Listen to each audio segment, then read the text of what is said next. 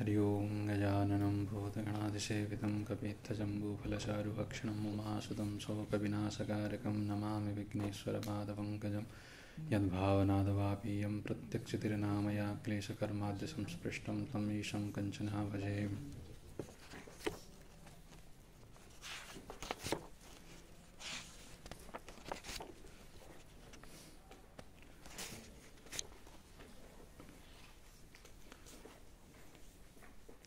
अब यहाँ वैराग्य का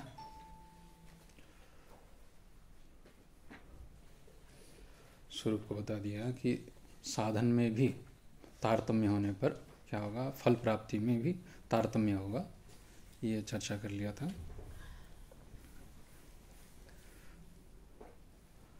अब आगे साधन के बाद मुख्य रूप से साधन हम लोगों ने यहाँ पर योग के लिए दो बताए थे ना, अभ्यास वैराग्याभ्याम तन्निरोधा। तो साधन मुख्य रूप से अभ्यास और वैराग्य ही है, मन का दृढ़ संकल्प और विषयों के प्रति राग का न होना, यही साधन मुख्य रूप से होगा। इनके अभाव में ही समाधि आदि की अभ्यास हो पाएगा। बाकी इन्हीं के पुष्टि के लिए बाकी संसाधन होंगे, मुख्य साधन यही दो होंगे। तो अभी जिज्ञासा होगी कि इतने मात्र ही साधन है कि इतर भी कोई और भी साधन हो सकते कि नहीं हो सकते। तो इसको लेकर के इससे अतिरिक्त तो स्वतंत्र भी साधन हो सकता है। और तो और साधन क्या होगा, ठीक। तो अब ये सांख्य वाले ईश्वर की चर्चा करते नहीं है, और योग सिद्धांत में ईश्वर को स्वतंत्र शक्ति के रूप में माना है। शक्ति मतलब स्वतंत्र रूप से वह अनुग्रह करता है, ठीक है, ईश्वर को अनुग्राहक के रूप में। पंचकृत्य तो यहाँ पर नहीं लिया है, किंतु उसमें से यहाँ अनुग्राहक के रूप में ईश्वर को स्वीकार किया है। तो उनकी कृपा से भी समाधि लाभ हो सकता है, ठीक। तो ईश्वर कृपा से भी यहाँ मानते हैं। तो उसी बात को आगे ये ईश्वर के स्वरूप को निरूपण करने जा रहे हैं। कितने सूत्र में, ये 23, 24 से लेकर के 28 तक है, ठीक है। तो यहाँ तक ईश्वर के ही स्वरूप को और उससे उस स्वरूप के साधन की जो प्रक्रिया होगा उसको बताएंगे। तो अगले सूत्र के लिए भूमिका देखते हैं। अथ आसन्नतम समाधि लाभे उपायांतरम उपदर्शयति। हाँ, लोभ लिखा है, लोभ तो नहीं है, लाभ है, ऐसा होना चाहिए पाठ, ठीक है। पाठ है, लोभ लिखा है ना, लोभ नहीं है, ठीक है। समाधि लोभ है नहीं है, समाधि लाभ है, लाभ है। हम अब कह रहे कि अथ मतलब यहाँ तक समाधि के साधन, समाधि के स्वरूप निरूपण करने के बाद और उसके उपाय के तारतम्य में से क्या होगा कि फल की प्राप्ति में भी शीघ्रता और अतिशीघ्रता में अंतर आएगा, ये बात कह दी है ना। इसके बाद अब कहते हैं कि आसन्नतम समाधि लाभ है, शीघ्रतम समाधि लाभ होने में। जैसे आपने क्या है, अधिमात्र तीव्र संवेग को शीघ्रतम समाधि लाभ का उपाय बताया। अत्यधिक तीव्र अगर वैराग्य हो तो उसको समाधि लाभ बड़ा शीघ्र हो जाता है। तो इस समाधि की प्राप्ति में, अत्यधिक शीघ्र समाधि की प्राप्ति में, जैसे आपने अधिमात्र तीव्र संवेग को कारण बताया, उसी तरह से उपायांतरम उपदर्शित, अत्यंत शीघ्र समाधि लाभ होने में दूसरा भी उपाय है। एक तो ये वैराग्य उपाय है, ये साथ साथ में दूसरा भी उपाय को यहाँ पर बताने जा रहे हैं। तो अगला सूत्र आ रहा है, ईश्वर प्रणिधानाद् वा, ईश्वर प्रणिधानाद् वा। हाँ, वा कह रहे हैं, यहाँ पर विकल्प अर्थ में ही वा है, ठीक है। जो सांख्य ईश्वर नहीं मानते उनकी दृष्टि से तो पहले कह दिया कि इन साधनों से भी होगा, अभ्यास और वैराग्य से। और जिनके ईश्वर के प्रति भक्ति है तो उनके लिए ईश्वर के प्रणिधान से, ईश्वर में होने वाली जो भक्ति है, और यहाँ प्रणिधान लिखा है ना, ईश्वर से प्रणिधान है, ईश्वर प्रणिधान। तो ईश्वर का प्रणिधान, अब ईश्वर का प्रणिधान क्या होगा, प्र उपसर्ग है, फिर नी उपसर्ग है और धान है, ठीक है।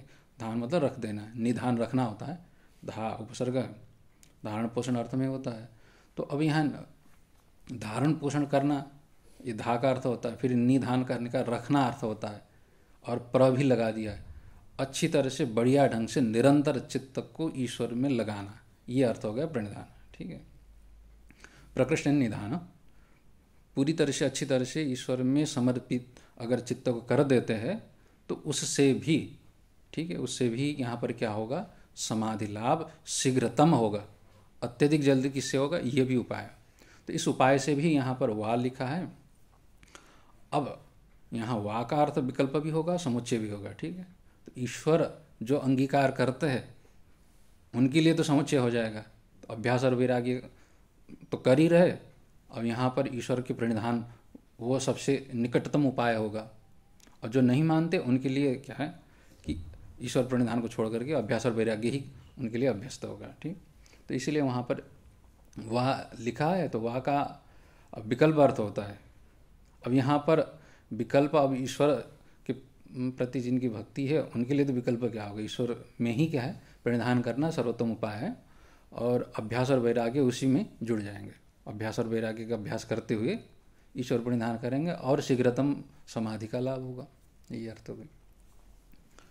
तो ईश्वर के प्रणिधान से भी, अब यहाँ ईश्वर क्या है फिर इसका चर्चा फिर आएगा अगले श्लोक में। ईश्वर के स्वरूप को अभ्यास वैराग्य तो रहेंगे, ये साथ में जुड़ जाएंगे। नहीं कि केवल प्रणिधान नहीं, ईश्वर प्रणिधान करते हैं तो अभ्यास वैराग्य उसमें अपने आप आ ही जाते हैं।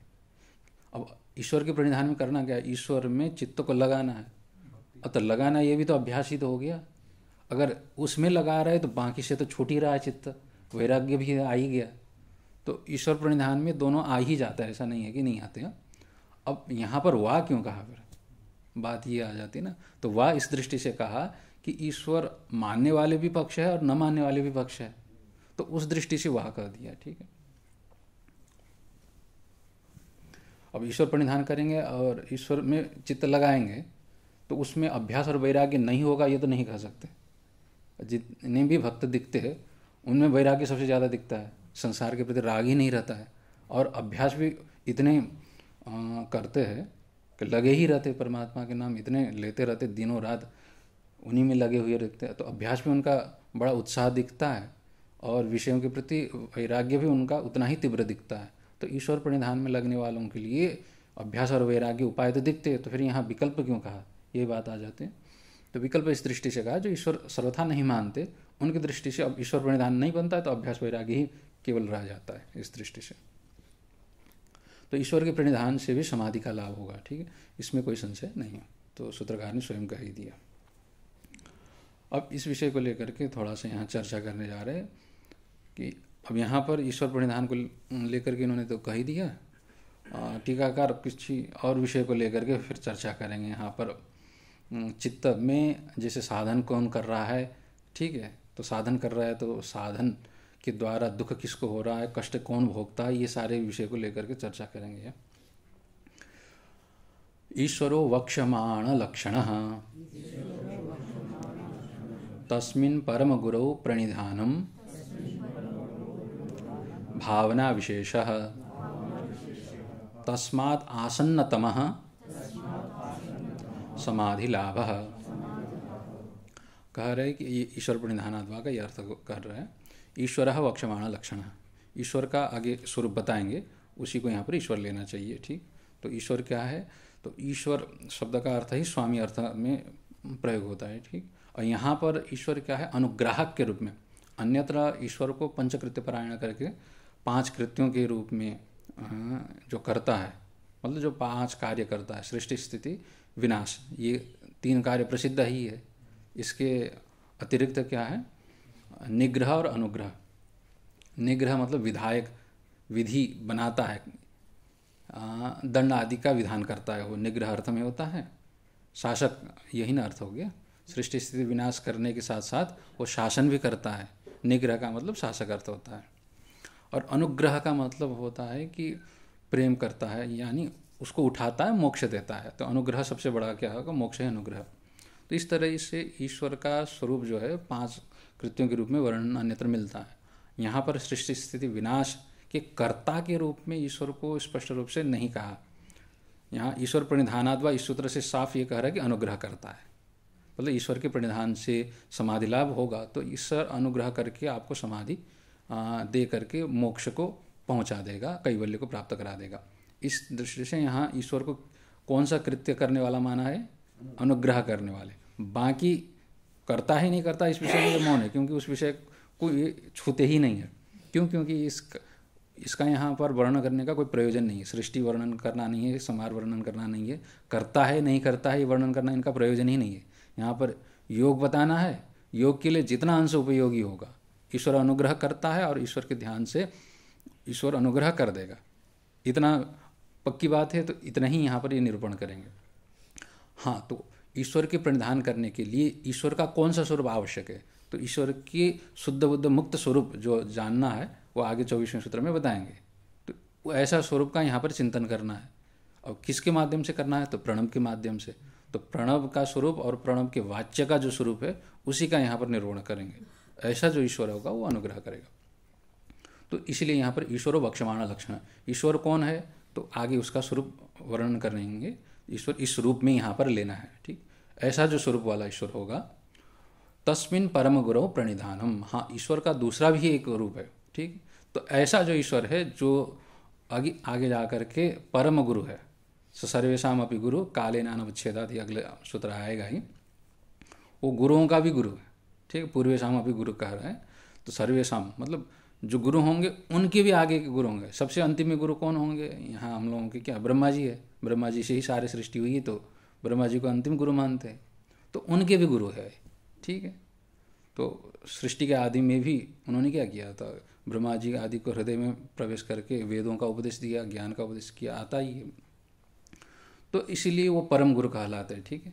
तो ऐसे जो परम गुरु है, जो ईश्वर स्वरूप भी है और परम गुरु भी है, उसमें प्रणिधान करना है। तो प्रणिधान का मतलब यहाँ भावना विशेष, भावना करना है।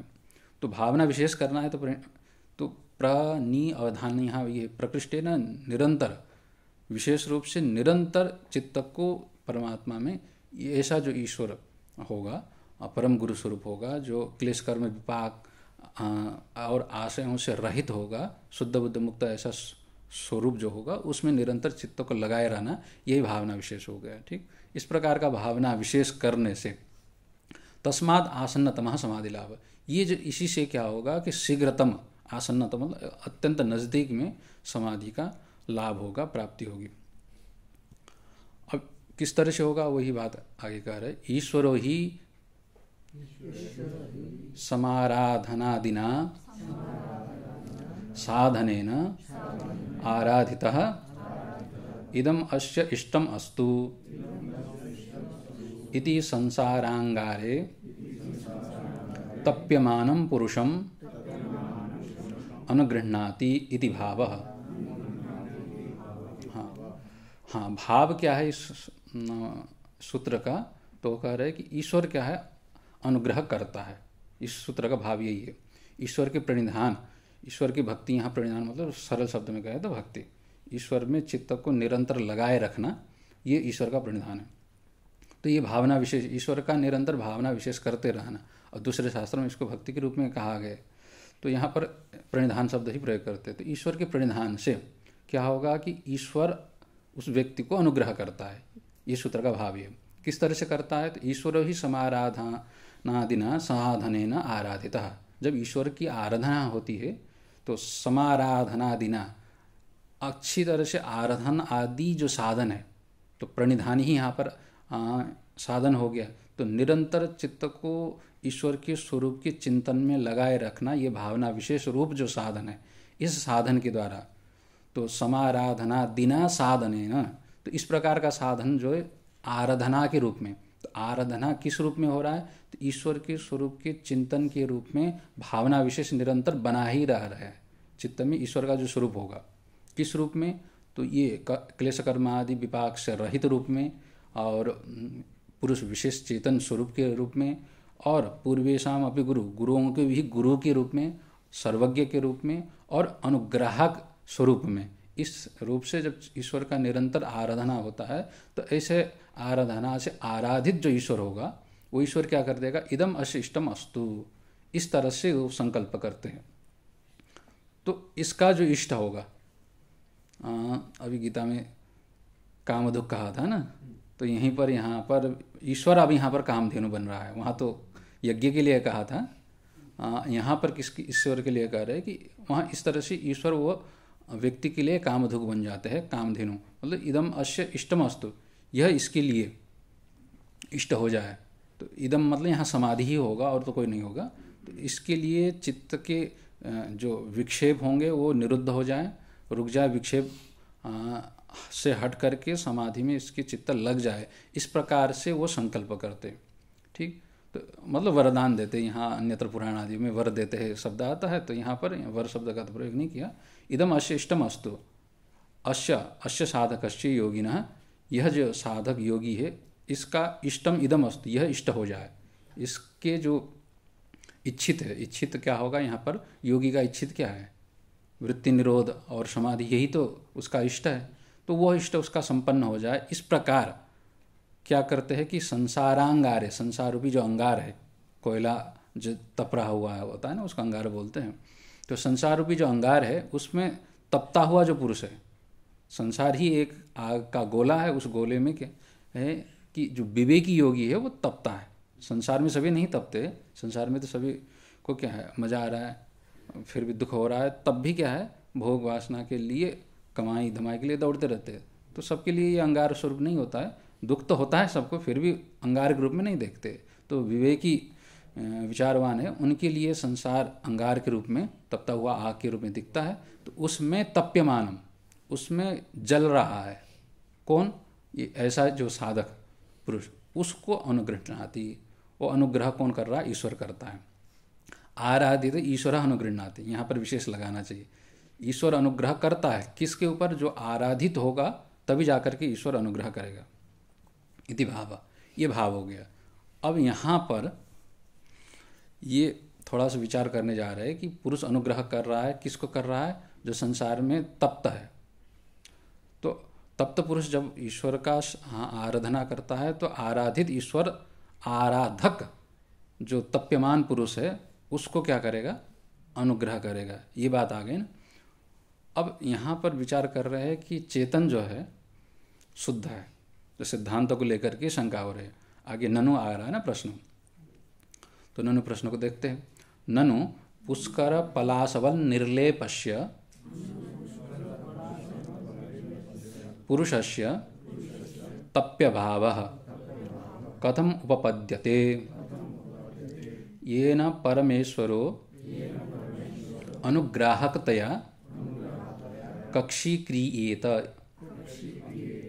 इति चेत। हाँ, ये प्रश्न हो गया, ठीक है। उच्यते, हाँ आगे उत्तर आएगा, उससे पहले प्रश्न समझ लीजिए। ननु ये हो गया प्रश्न, शंका।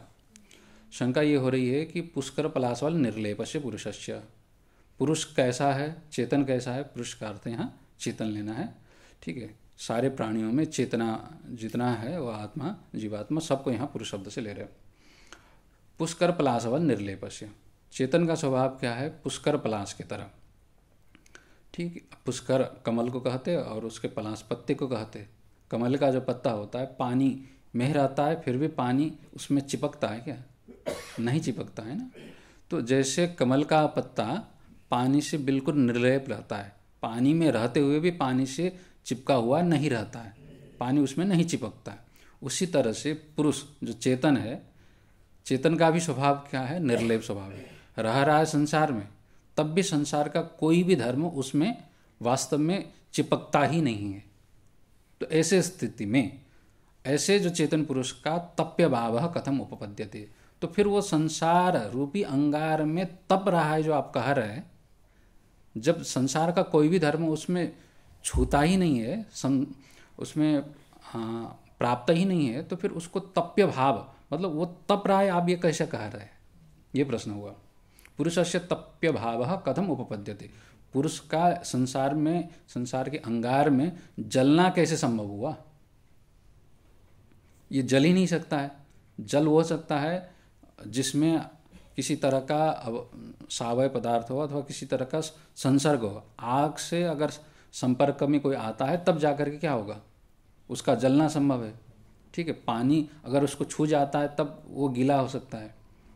अब यहाँ ये निर्लेप स्वरूप है चेतन का, तो ऐसी स्थिति आप ही कहते हैं कि चेतन पुरुष निर्लेप है, तो ऐसी स्थिति में संसार जल रहा है, जलने पर भी उसका उसमें साथ संबंध हो नहीं रहा है, तो फिर संसार के जलन से इसका जलन कैसे संभव हुआ? ये कथम उपपद्यते, ये यथार्थ में पूछ रहे, ठीक है।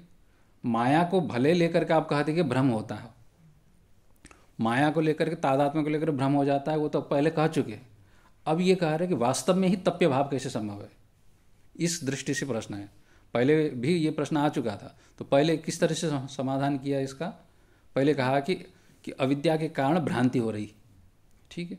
अब यहाँ पर प्रश्न दूसरे दृष्टि से कह रहे यथार्थ में वास्तविक में जल कौन रहा है? संसार के अंगार में जल तो रहा है, ठीक है। पहले कहा कि भ्रांति हो रही है, अब कह रहे कि जल वास्तव में कौन रहा है, ठीक है। कथम उपपद्यते, तो जलना कैसे संभव हुआ? तप्य भाव मतलब संसार के अंगार में, संसार में दुखी कैसे कौन हो रहा है, जब पुरुष दुखी हो ही नहीं सकता है।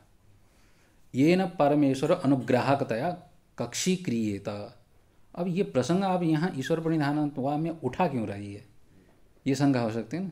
तो चेतन पुरुष का होगा तो वहीं पे उठा दीजिए, जहाँ पर चेतन पुरुष की चर्चा हो रही हो वहाँ पर उठाना ठीक था। अब ईश्वर के प्रसंग में पुरुष जल क्यों रहा, ये प्रश्न क्यों उठा रहे? तो इसलिए उठा रहे ऐसे जले हुए पुरुष को अनुग्रह कौन कर रहा है? ईश्वर। तो ईश्वर को अनुग्रह के रूप में आपने अनुग्राहक के रूप में स्वीकार किया कि नहीं किया? तो यही कह रहे कि ये न परमेश्वर, अगर पुरुष जलता होता संसार के अंगार में, तब उस जलन से उबारने वाला के रूप में ईश्वर को माना जा सकता था। तो अगर ये न मतलब तप्य भाव अगर होता तो परमेश्वर अनुग्राहक के रूप में आप उसको उस पक्ष में ले सकते थे। तो कक्षी क्रिया थे मतलब उस कोख में ले सकते, उस पक्ष में ले सकते थे। किंतु अब यहाँ पुरुष का जलना संभव नहीं हो रहा है, तो फिर जल ही नहीं रहा है, तो फिर अनुग्रह करने वाला के रूप में ईश्वर को ले कैसे रहे आप? ईश्वर प्रणिधानाद्वा सूत्र तो यही कह रहे हैं कि ईश्वर अनुग्रह करता है, यही अर्थ हो गया ना। जो संसार में जलता हुआ जो पुरुष होगा, अगर आराधना करेगा तो ईश्वर उसको अनुग्रह करके उसकी इष्ट पूर्ति के रूप में समाधि का प्रदान कर देगा, यही अर्थ यहाँ पर हुआ। तो यहाँ पर अनुग्राहक बन ही नहीं रहेगा। एक जलना संभव नहीं है, तो फिर जलना संभव नहीं है तो उसके ऊपर अनुग्रह कैसे ईश्वर करेगा? तो इति चेद, ये प्रश्न हो गया, ठीक है। अगर ऐसा कोई प्रश्न निकले तो उच्यते। अब यहाँ पर यथार्थ में दृष्टि रख करके उत्तर दिया जा रहा है। ये प्रश्न भी क्या है, यथार्थ को लेकर के प्रश्न था और उत्तर भी यथार्थ को ही दे रहे हैं। अब कौन तप रहा है, कौन जल रहा है और कौन जला रहा है, ये बात को लेकर के उत्तर देंगे। तापकस्य रजसः सत्वमेव तप्यम, बुद्ध्यात्मना परिणते सत्वे तप्यमाने तदारोहवशेन तदभेदावगाही पुरुषोपि तप्यते इति उपचर्यते। हाँ, अब इसका समाधान दे रहे, देखिए जल कौन रहा है और जला कौन रहा है, ये बात को देख लीजिए। तो संसार में जल भी त्रिगुण, तीन ही गुण जल रहा है और जला भी तीन ही गुण जला रहा है, ठीक है। तो कौन गुण जलाता है और कौन गुण जलता है, ये बात को कहते हैं तापकस्य रजस सत्वमेव तप्यम। जला कौन रहा है, रजोगुण, जल कौन रहा है, सत्वगुण, यही बात है। तीन गुणों का परिणाम भूत चित्त ही क्या हो रहा है, जल रहा है। तो चित्त में जो सत्वगुण होगा वो जल रहा है और चित्त में जो रजोगुण होगा वो जला रहा है। संसार रूपी अंगार में, अंगार से जल रहा है, तो संसार में अंगार तो है, अंगार के रूप में जला कौन रहा है, अग्नि के रूप में, तो रजोगुण ही कह रहे। तो तापकस्य रजस, रजोगुण ही तापक है, कष्ट देने वाला है, ठीक। तो वो कष्ट किसको दे रहा है? चेतन तो निर्लेप है, उसमें जलना संभव नहीं हो रहा, तो जलना किस में हो रहा है? तो कह रहे हैं कि सत्वगुण में जलना हो रहा है। और जला कौन रहा है? ये रजोगुण। अब ये कहते हैं कि बुद्धिया, ये कैसे हो रहा है? रजोगुण को इन्होंने जलाने वाला मान लिया और सत्वगुण को जलने वाला माना। तो इसी को आगे समझाते हैं कि ये इस तरह से हुआ, बुद्ध्यात्मना परिणते सत्वे। अब त्रिगुणात्मक प्रकृति है, त्रिगुणात्मक प्रकृति में सत्व प्रदान होकर के ही ये सत्वगुण परिणत होकर के बुद्धि बना है, ठीक है। तो बुद्ध्यात्मना परिणते सत्व, सत्वगुण ही बुद्धि के रूप में परिणत होकर के चित्त सत्व बना हुआ है। ठीक, तो ऐसे स्थिति में तप्यमाने, अब उसको रजोगुण तपाता है, मतलब दुख आदि जो किस में हो रहा है, चित्त में ही हो रहा है। तो चित्त की कौन से अंश को दुख हो रहा है, मतलब जो सात्विक अंश है उसी सत्व अंश में ही दुख हो रहा है। दुख का भाव उस सत्व अंश के चित्त में हो रहा है, और दुख देने वाला जो अंश जो है तापक, वो रजोगुण हो रहा है। तो इस तरह से सत्य रूप से परिणत हुआ जो चित्त है, उस चित्त में वही चित्त क्या है, तप्यमान हो रहा है, वही जल रहा है। और तदारोह वशेन, और उसी में आरोह कर रहा है। ठीक है, आरोह मतलब उसी में प्रतिबिंबित हो रहा है कौन, चेतन। तप्यमान हो रहा है, जल रहा है चित्त, और उस जलता हुआ चित्त में आरोह हो रहा है। आरोह किस रूप में, प्रतिबिंब के रूप में चैतन्य उसमें आरोपित हो रखा है। और उस आरोपित प्रतिबिंब के साथ तद अभेदावगाही, उस प्रतिबिंब के साथ एकत्व का, अभेद का अवगाहन कौन कर रहा है, शुद्ध चेतन। अब इस तरह से यहाँ पर पहले भी आया था, इसको दोबारा स्पष्ट समझाने के लिए कह रहे। तो जल रहा है चित्त, उस जल रहा हुआ चित्त में आरोह हो रहा है। आरोह का मतलब प्रतिबिंब पड़ रहा है शुद्ध चेतन का, और उस शुद्ध चेतन का जो प्रतिबिंब पड़ रहा है, उस प्रतिबिंब के साथ फिर अवेद अवगाहन, वह प्रतिबिंब ही मैं हूं, इस प्रकार का बोध किसको हो रहा है, जिसका प्रतिबिंब पड़ रहा है बिंब, उस बिंब को अभेद बोध हो रहा है उस प्रतिबिंब के साथ है। देखिए, जैसे हम लोग आईना देखते हैं, तो आईने में देखने वाला, जो दर्पण में देखने वाला हमारा जो स्वरूप, जो प्रतिबिंब है, उस प्रतिबिंब को ही मैं मान करके हम लोग व्यवहार कर लेते हैं ना। वैसे मेरा प्रतिबिंब बोलते हैं, किंतु आईना देखते हैं तो उसमें जो काला अगर दाग, कुछ फोड़ा फुंसी आ जाए तो हाँ मुझे फोड़ा फुंसी हो गया, इस तरह से व्यवहार होता ही है।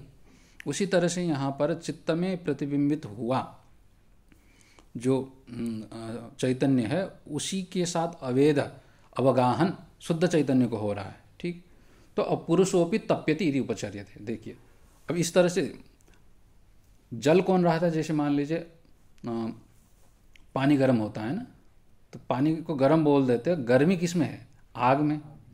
आग की गर्मी का संचार किस में हुआ, बर्तन में। बर्तन से संबंध किसका हुआ, पानी का। तब इस तरह से आग का जो गर्मी है धीरे धीरे पानी में चला गया। ठीक, ये तो साक्षात संबंध हो रखा है। इसी तरह से यहाँ पर जो जलना किस में हो रहा था, चित्त में, सत्वगुण में। अब उसका संसर्ग किसके साथ हो रहा है, प्रतिबिंब के साथ, चेतन के प्रतिबिंब के साथ। और उस चेतन के प्रतिबिंब का किसके साथ भ्रम हो रहा है, शुद्ध बिंब के साथ, क्योंकि एकत्व का भ्रम होने की वजह से। इस तरह से हो रहा है एक जगह, ठीक है, किंतु व्यवहार किस में हो रहा है, पुरुष में। यही कह रहे हैं। तो तद अभेदावगाही, उस प्रतिबिंब के साथ अभेद का अवगाहन करने वाला, मतलब अभेद वही मैं हूं, इस प्रकार का समझने वाला जो पुरुष होगा, उसी को तप्यते इति उपचर्यते। फिर उसको जलता है, इस तरह से व्यवहार करने लग जाता है।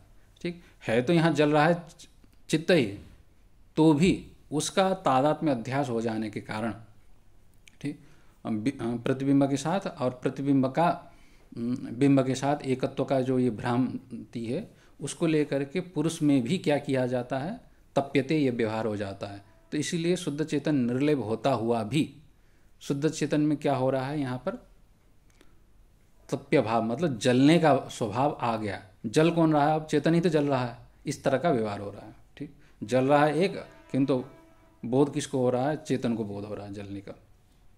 ये उपचार्यते, ये गौण प्रयोग है, वास्तविक यथार्थ नहीं है। इसलिए उपचार्यते, उपचार्य का मतलब ये गौण प्रयोग हो जाता है। जल एक रहा है, व्यवहार दूसरे में हो रहा है। अनुभव भी उस दृष्टि से भ्रांति हो ही रही है। तदुक्तम, ऐसा पूर्व आचार्यों ने भी कहा। ये तो इन्होंने यहाँ संग्रह करके कह दिया। तो इसी तरह से यहाँ पर भी, ठीक, अब यहाँ प्रसंग में भी यही आएगा कि तप्य भाव पुरुष में संभव हो गया। तो तप्य भाव होने के कारण अब उसका अनुग्रह करने वाला जो ईश्वर होगा, उसमें भी अनुग्राहक ये उपचार्यते। वहाँ पर भी क्या होगा, ईश्वर अनुग्रह शुद्ध चेतन के रूप में नहीं करेगा। शुद्ध चेतन का प्रतिबिंब पड़ेगा किसमें, उसका जो उपाधि, जो माया होगा। ठीक है, यहाँ पर माया तो नहीं कहेंगे, यहाँ पर चित्त ही शब्द का प्रयोग करते हैं, ईश्वर का भी चित्त है। तो शुद्ध सत्व विशुद्ध सत्व को लेकर के ईश्वर का चित्त माना जाता है यहाँ पर भी। तो विशुद्ध सत्व को लेकर के जो चित्त होगा उसमें अनुग्राहकता आएगा, ठीक है। तो उस अनुग्राहक का एकता किसके साथ, ईश्वर के साथ है। वहाँ पर प्रतिबिंबन होने के कारण वहाँ पर ईश्वर में भी उसी तरह से प्रतिबिंबन होगा। ईश्वर का प्रतिबिंब भी उस विशुद्ध सत्व जो चित्त होगा उसमें प्रतिबिंबन होगा, और उस प्रतिबिंबन को लेकर के ईश्वर में भी उपचर्यते, ईश्वर में भी क्या होगा, अनुग्राहकता का उपचार होगा। क्योंकि तप्य भाव अगर पुरुष में उपचार है तो अनुग्राहकता भी ईश्वर में उपचारी है, दोनों ही। उस प्रसंग को यहाँ पर नहीं कह रहे, किंतु प्रसंग से ये समझ लेना चाहिए। दर्शन में माया का नाम नहीं, माया माया शब्द प्रयोग करते नहीं है। गुरु जी, ये उदाहरण आएगा क्या, जैसे स्वप्न के समय स्वप्न में जो वृत्ति दुखी हो रहा है उसको देखते हुए देखने वाला सोया हुआ इंसान भी दुखी अनुभव करता है। हाँ, करता ही है, तादात्म्य के कारण। हाँ, करता ही है। दृष्टांत यहाँ तो नहीं दिया, मान लीजिए कोई दिक्कत थोड़ी ना है, आपको समझने में सहज होता है तो वो दृष्टांत भी लेते ही है। कि प्रायः स्वप्न का दृष्टांत वेदांत में देते हैं, योग में नहीं देते, किंतु अब समझने के लिए आसानी हो जाती है कि स्वप्न में देखा हुआ पदार्थों से भी सुख दुख आदि होता है। मतलब जब तक थोड़ा आपको याद रहता है तब तक थोड़ी देर के लिए रहता है, तब भी तो रहता ही है, ठीक है। ईश्वर भी ऐसे ही तपित भाव में आ जाते हैं तादात्म्य के कारण। ये वृत्ति का दुख को देखते हुए वृत्ति का संग तादात्म्य करने के कारण वो भी दुखी रूप। ईश्वर दुखी नहीं होगा, प्रतीत होते हैं। नहीं, ईश्वर दुखी नहीं होगा, बिल्कुल नहीं होगा, नहीं, ईश्वर नहीं, जीव दुखी होगा। दुखी इस दृष्टि से कह रहे हैं कि दुखी वास्तव में नहीं है। जीव तो यहाँ पुरुष भी क्या है, चेतन भी वास्तव में दुखी नहीं है, तो ईश्वर कहाँ से दुखी होगा, होना ही नहीं है। आत्मा में जो सुख दुख आदि हो रहा है वो गौण प्रयोग हो रहा है, वास्तविक सुख दुख किस में हो रहा है, मतलब चित्त में ही हो रहा है। परेशानी किस में हो रही है, जलन किस में हो रहा है, चित्त में ही हो रहा है। होते हुए भी उसका उपचार किस में आ रहा है, आत्मा में आ रहा है, ठीक है, चेतन में आ रहा है। तो उसका अनुग्राहक ईश्वर हो रहा है, इस दृष्टि से कह रहे। तदुक्तम आगे कह भी रहे, तदुक्तम सत्वम तप्यम बुद्धि भावेन वृत्तम भावा ये वा राजसास्तापकास्ते तस्या भेदग्राहिणी तामसी या वृत्ति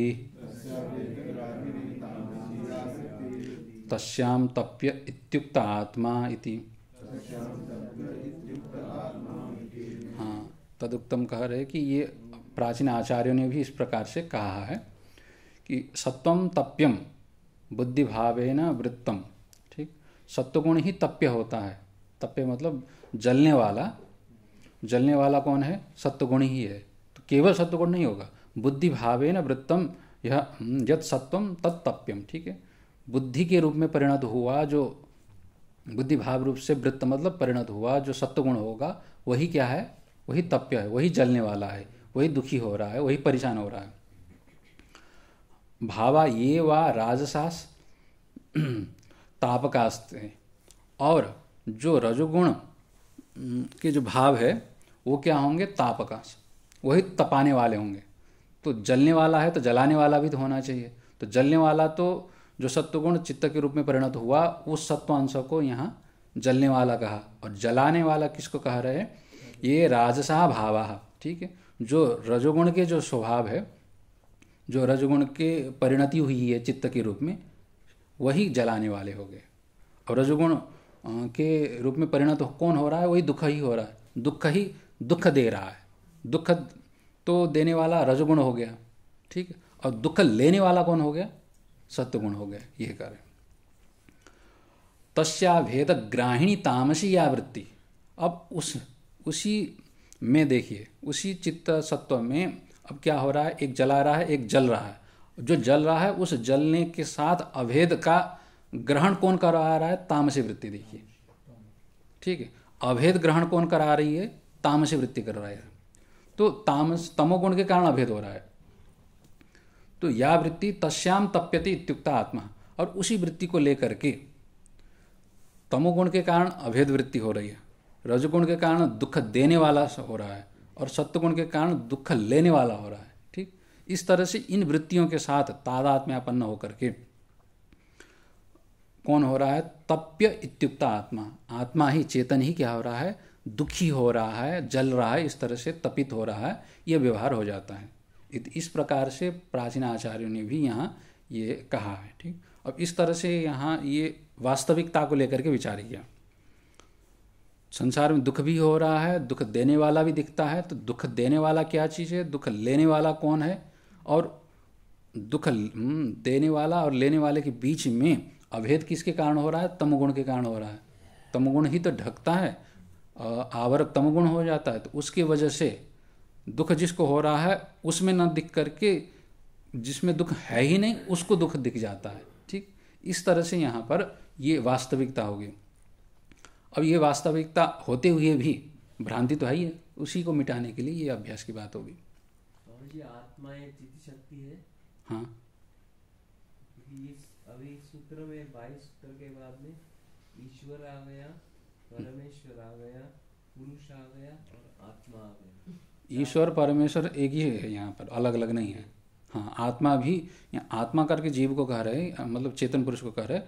पुरुष शब्द से ईश्वर को भी बोलते, किंतु ईश्वर को केवल पुरुष नहीं कहते, पुरुष विशेष कह देते हैं यहाँ पर। अब ईश्वर परमेश्वर दोनों एक ही है, यहाँ पर अलग अलग नहीं है। ये आत्मा चित्त शक्ति को कहा है। हाँ, चित्त शक्ति पुरुष को भी कहते हैं और ईश्वर को भी चित्त शक्ति बोल देते हैं, चेतन को चित्त शक्ति बोल देते हैं। ठीक है, अब ये एक लाइन पूरा कर देते हैं। इत्थम तप्यमानम पुरुषम परमेश्वरः स्वेच्छया निर्माणकायम अधिष्ठाय लौकिक वैदिक संप्रदाय प्रद्योतकः अनुगृह्णाति इति अनवद्यम। हाँ, इस प्रकार यहाँ पर दुख देने वाला दुख लेने वाला बात सब हो गया।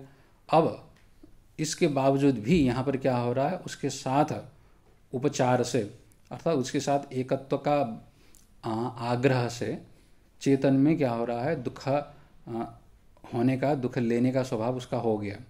इस तरह से तप्यमानम पुरुषम, अब चेतन आग में जल रहा है ना, तो जलने वाला जो पुरुष है उस पुरुष को, चेतन को परमेश्वर, यहाँ पर आगे परमेश्वर भी कह रहे, ईश्वर भी कह रहे, हुई आपको शंका हो रही थी, तो परमेश्वर ईश्वर एक ही है यहाँ पर। ठीक, ईश्वर को ही परम स्वरूप होने के कारण परमेश्वर भी, परम मतलब भिन्न है, जीव की अपेक्षा पर मतलब भिन्न है, इसलिए यहाँ पर परमेश्वर कह दिया। भिन्न इसलिए है कि जीव में सुख दुखादि पहले आरोपित होते थे, बाद में हटते हैं। ईश्वर में पहले से आरोपित नहीं है, कभी भी आरोपित था ही नहीं। यही भेद आगे बताएंगे। तो ऐसा जो परमेश्वर होगा वो दुखी जो पुरुष है उस पुरुष को स्वेच्छया निर्माण कायम अधिष्ठाय, वो परमेश्वर अपनी इच्छा स्वतंत्रता के वशीभूत होकर के ही अपनी इच्छा से, स्वतंत्रता से निर्माण कायम अधिष्ठाय, अपनी इच्छा से निर्माण काय का मतलब होता है कि ईश्वर को भी काम करने के लिए तो साधन तो चाहिए होगा ना, तो संकल्प करना होगा, तो संकल्प करने के लिए भी तो चित्त चाहिए होगा। वो जो चित्त का निर्माण ईश्वर की स्वतंत्रता से ही बना हुआ होगा। ईश्वर की शरीर, हाँ शरीर, निर्माण काय का अर्थ होता है कि स्वतंत्र रूप से जो निर्माण करते हैं तो उसको निर्माण काय बोलते हैं, बना हुआ जो शरीर है। और योगी भी बाद में बना लेते हैं निर्माण काय, योगी में भी योग के सामर्थ्य से स्थूल शरीर ही नया नया बना लेते हैं, निर्माण काय कई शरीर बना लेते हैं, चित्त भी बना लेते हैं। योगियों में वो सामर्थ्य आता है, आगे सिद्धि के उसमें वर्णन आता है।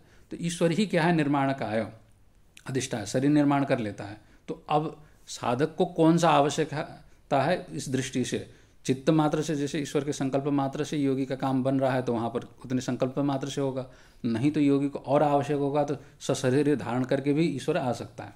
ठीक, तो इसीलिए निर्माण कायम अधिष्ठा है, निर्माण काय को लेकर के बना हुआ स्वतंत्र रूप से ईश्वर उस तरह के शरीर को निर्माण कर लेता है। तो शरीर के हिसाब में चित्त या शरीर, स्थूल शरीर कोई भी हो सकता है। तो इस तरह के शरीर को बना करके उसको ले करके वो क्या करता है कि लौकिक वैदिक संप्रदाय प्रद्योतक, लौकिक वैदिक जो संप्रदाय होगा उसका प्रकाशक होगा। वेदों का जो मार्ग है वही उपदेश करेगा और लोक में जो कई प्रकार के जो सन्मार्ग है उन सब का वो प्रवर्तक होगा, प्रकाशक होगा।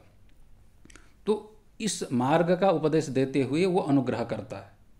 ईश्वर का अनुग्रह क्या हो गया कि वैदिक संप्रदाय और लौकिक संप्रदाय का प्रकाशन करते हुए वो अनुग्रह करता है। तो इस तरह से यहाँ पर ईश्वर की अनुग्रहकता, और इससे भी ज़्यादा अनुग्रह करना होगा, ये तो शास्त्र के माध्यम से अनुग्रह हो गया। हाँ, और चित्त के निरोध के लिए साक्षात भी वो निर्माण काय लेकर के, चित्त लेकर के अनुग्रह कर सकता है। ठीक है, इस तरह से अनवद्यम, तो ईश्वर अनुग्रह करता है, इसमें कोई संशय नहीं है, कोई दोष नहीं है। तो ईश्वर की अनुग्रहता को लेकर के ये सूत्र आया। तो यहाँ पर ये साधन हो गया कि चित्त निरोध के लिए ईश्वर का अनुग्रह भी, ईश्वर का कृपा भी पर्याप्त है, उससे भी यहाँ समाधि लगेगी। यही बात आगे ईश्वर के स्वरूप को लेकर के वर्णन करेंगे। ठीक है, इसको आगे करते तो फिर ओम पूर्णमदः पूर्णमिदं पूर्णात् पूर्णमुदच्यते पूर्णस्य पूर्णमादाय पूर्णमेवावशिष्यते। ओम शांति शांति शांति।